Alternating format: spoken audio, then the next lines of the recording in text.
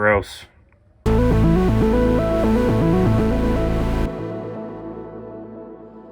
Alright, I'm not alone on this endeavor. I'm joined by fellow YouTuber Matt's Tech, so you can say hi if you want. Hello. Alright, so let's get into this wonderfully sanitary journey here with these 3 Dell OptiPlex machines that I picked up a few days ago. Probably shouldn't have, but you know how it goes with me. I'm a sucker for punishment, I guess.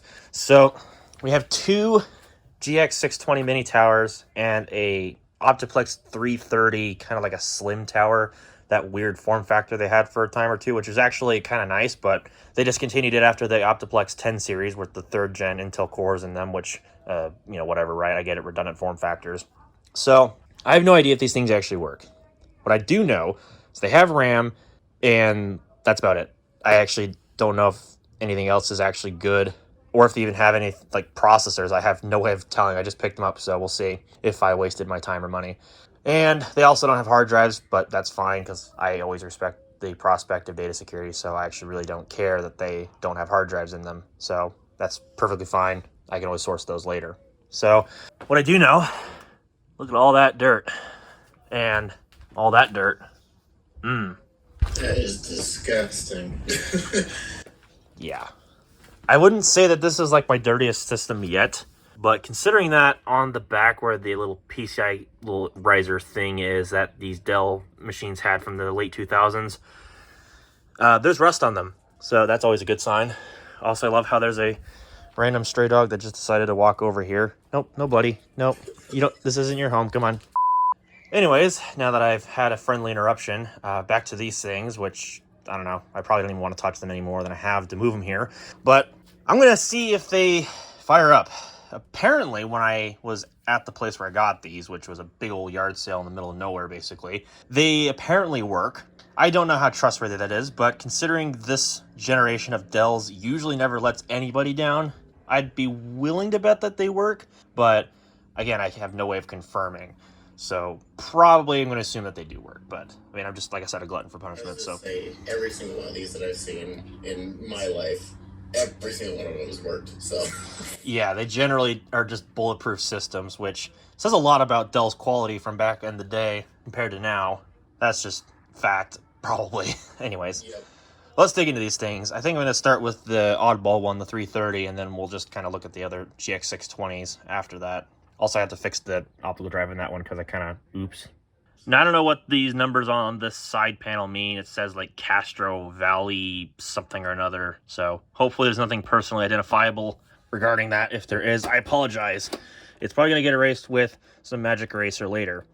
Anyways, let's see if I can get this open without causing the DVD drive to fall out, which luckily I actually did. Sweet. So yeah, here's the inside of one of these. And it's pretty much the same motherboard between this and like one of those systems. This one just has a different chipset on it and a different sized heatsink because obviously this is a slim tower. And the hard drive lives underneath where the optical drive goes on these, for those who aren't aware of the form factor. And also the power supplies are really god-awful form factor too, because like it's, well, proprietary. But the good news is that it has a full-size X16 PCI Express slot, so that is always a bonus. So you can always take advantage of that with these systems. But otherwise, I mean, that's not the most special thing out there. I think, is that the floppy cable? I think that is the floppy cable, which, yeah, I mean, obviously this doesn't have a floppy drive because, well, the blinking plate's on the front there. But, you know, whatever, right? But it does have RAM. I believe it's got, what is that, 2 512 megabyte sticks of RAM. So it's got 1 gig of DDR2 in it. I just do not know what the CPU specifications are. It just says vPro on the front, so I have no idea whether it's a Core 2 Duo or, well, a Core 2 Solo even. I don't think those are on desktop, or at least not these things. The 330 was kind of an entry-level model, I believe, from 2006 or so. So I'm not surprised that this, or maybe even 2000, no, that would have been 2006 because Core 2 was around then. So probably nothing crazy from Conroe. I bet you it was probably some stupid E4000 series Core 2 Duo, you know, those really slow ones that were actually sometimes outpaced by a Pentium D in multi-core, which is hilarious, by the way.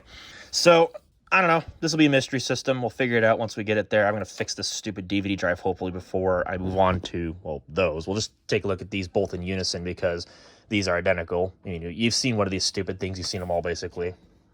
This is the kind of quality of life level we're living here. Spiderwebs and whatever else that is. I have no idea. We also have a motherboard and a heatsink and RAM. Very exciting stuff, I know. Same thing with the other one. And I think these have 4 sticks in them both. I have no idea what capacities. They're Kingston sticks, but they're so dirty I can't read the sticker on them. Let me see if I can read them here on camera, which... I thought I was going to be able to get in there. Yes, great camera work. I know somebody's going to probably comment about it. You're welcome in advance. But that one actually has a floppy drive. This one doesn't, but it has the cable for one, which is quite interesting. So I don't know how these things were configured when they were new. None of them have the Dell Business Audio integrated speaker in them. In fact, that one's even missing the hard drive caddy, but I have extras of those. So it'll be very interesting to see what these things do. I literally have no idea what to expect. So I guess we'll start off with the OptiPlex 330, and then we'll get to these two things, I guess. All right, there's our wonderful little system.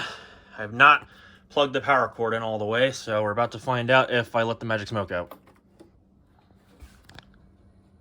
Or it just boots up randomly. Okay, cool. Well, that makes my life a lot easier then, although I think it's just the power on self-test. I shouldn't sit down just quite yet.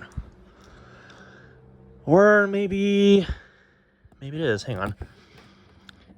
I see 3 and 4 lit up. I think that's memory. I'll have to look that up.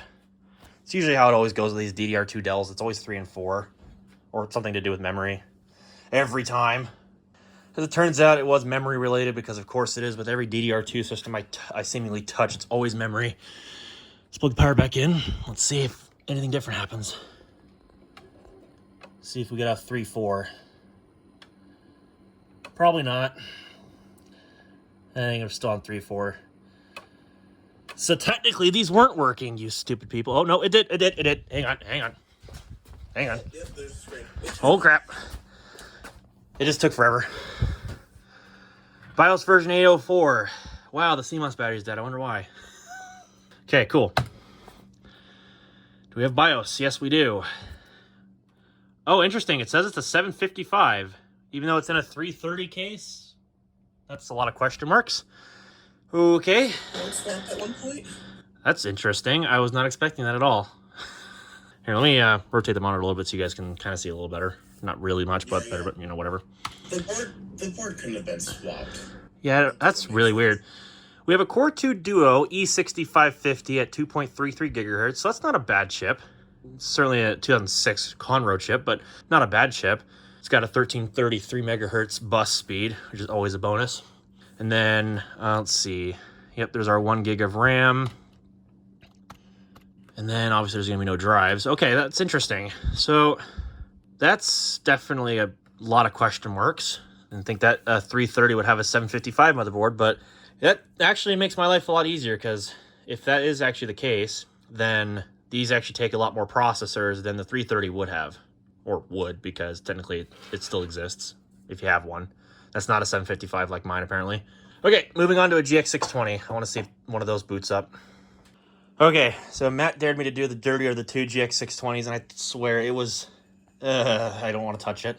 I heard crunching as I plugged in the VGA, and I don't know if I'm going to be able to get it on camera here, but this power socket is questionable at best. But we're just going to YOLO it.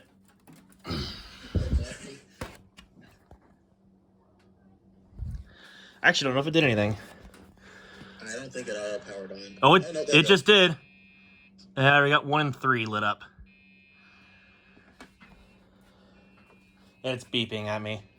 What is Uno and Trace? You want to look that up for me, Matt? Yeah, it's just beeping it way over there. Let me see. Actually, I'm going to confirm. 1 and 3 is memory.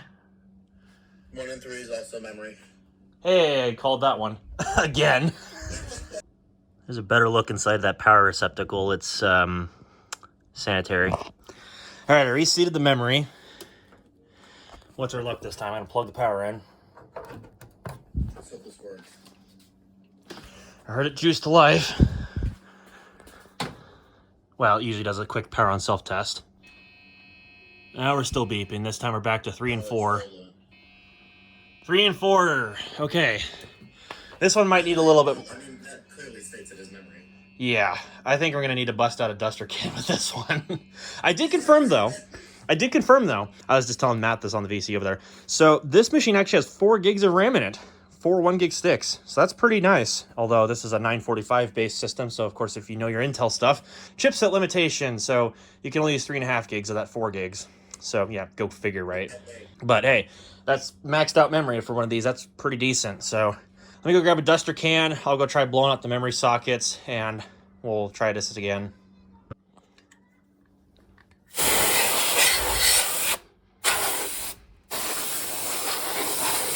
Not as much loose dust, actually. That's a good thing. And it's also a bad thing. Okay, that should be good enough. Now I'm going to try a single stick of RAM, and I'm going to see if it boots with just one stick, which should, in theory, if it's actually a happy, healthy motherboard, which, considering that all I saw was memory errors or something that was somewhat related to memory, I think that might work. So let me flip this around and plug it back in, and we'll try it again. Okay, survey says... Please work. All right, there's our power on self-test. No memory beep. Oh, it's posting. It's posting. Oh my word. Except I got crap on the keyboard, so it's probably gonna give me a keyboard error, but that's okay. That actually didn't give me a keyboard error. I'm impressed. Alert, system battery voltage is low. Nah, really. Well, there we go. We have an honest GX 620. So that's a start. Really? Pentium 4, 3.4 gigahertz? Are you kidding me? 1 gig of RAM, which makes sense. Really? 3.4 gigahertz Pentium 4. Holy crap. That's quite good. I don't know if that's Prescott or if that's Cedar Mill, but either way, I think this might actually be Cedar Mill. It's got 2 megs of L2. Holy crap, if that's actually the case, I'll be amazed. Took me right to where I need to go. So it probably says Pentium 4, 3.4 gigahertz, 800 megahertz front side bus. Prescott. It's Prescott? Yeah, product formerly Prescott. Okay, I wasn't sure. I'll still have to CPU ID these things to see, but that's probably a 500 series Pentium 4 then, which is no surprise. But still, 3.4 gigahertz. Processor number 650. Wait, 650? That's what it says. Processor number 650. Oh, it's not like the refresh where it has the 1 on the end. That's right. Okay. Okay, that makes sense. Okay. Total cores 1, processor base frequency 3.4 gigahertz, cache 2 megs, 800 meg bus speed, 84 watt TDP. Okay. Yeah, that's definitely a Prescott sounding chip. Mm-hmm. Okay. Thermal monitoring. Okay. I'm going to check the other one. I bet you it's probably going to be the exact same way, but I'll just skip to when I actually get it to post, because if it's anything like the other two have been, it's just memory, so I'm just going to get that out of the way off camera. All right, so this is the inside of the last GX 620, and unfortunately I got solid amber when I was trying to apply power. I think I know why. I think that's the worst of it. I don't see any others. But, yeah.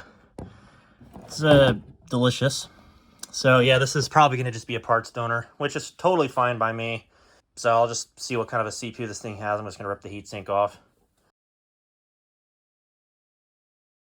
I think that's going to wrap up this video. Unfortunately, the third GX 620 didn't work. I think the capacitor plague on the motherboard is just preventing it from working.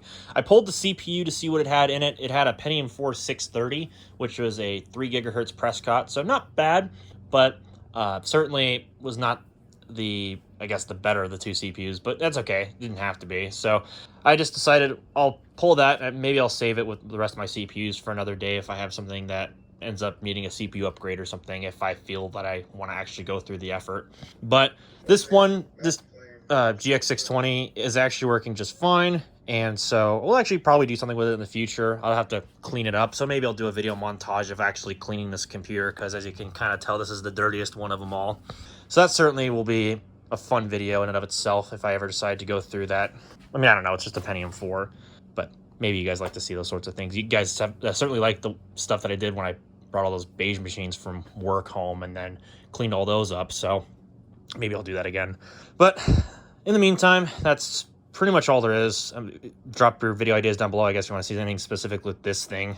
I don't know if anybody's out there that'll actually be curious. I mean, I could probably try putting a video card in it, although, yeah. But we'll figure that out later. So hopefully you like what you saw. And if you did, well, then you know what to press. If you didn't like it so much, well, then you also know what to press. Get subscribed down below, because I upload rather infrequently. And with that having been said, I'll get out of here, and I'll get out of your guys' faces, because, I mean, well, you don't want to see my face because it's horribly sweaty. But beside the point, hopefully I'll see you all in the next video.